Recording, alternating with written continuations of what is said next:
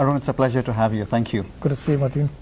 You know, it's been a while, but again, I think congratulations on becoming Assistant Secretary for Commerce.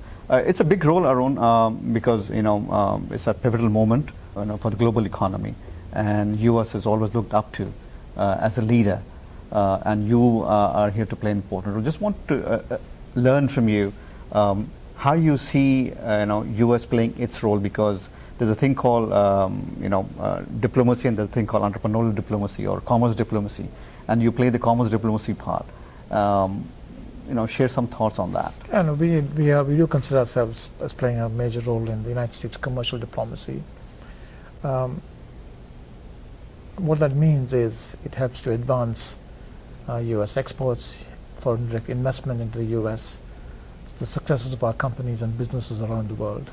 That's what our focus is. It may mean helping to open markets where there are barriers. It may mean helping small and medium-sized companies to connect with potential partners in other countries. So there's a whole variety of ways in which we work to enhance U.S. exports and investments into the U.S. Since we are in Silicon Valley and we focus so much on innovation and startups, I remember a few years back the U.S. State Department had done an extensive push for a global entrepreneurship program, starting with Turkey and around the regions. That is part of the process of where you get engaged in trying to promote American startups around the world in terms of technology innovation. So there are two different parts. One is we have programs help American startups to go global.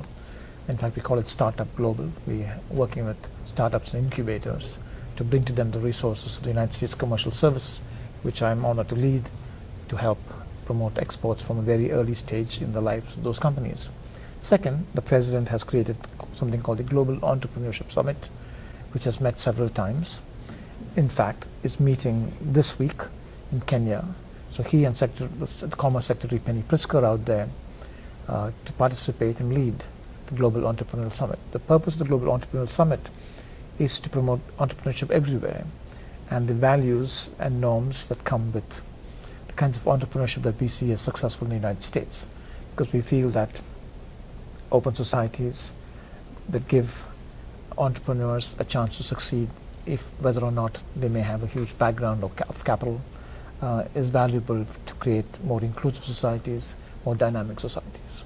When you look at trade balances, for a long time Europe was a big partner, Asia is emerging, China is a big player along with India now. How do you see that role playing out? In the United States we have a big program called the National Export Initiative. In fact, in its current incarnation it's called NEI Next, which is focused on promoting U.S. exports. We have a number of programs under that. We work with small, medium, large enterprises in multiple ways as a whole of government to promote exports. We may advocate for U.S. companies when they're in competition with other countries in large projects or small projects. We make connections for U.S. companies. We provide customized services to small and medium enterprises to help them find the right partners or open markets for them.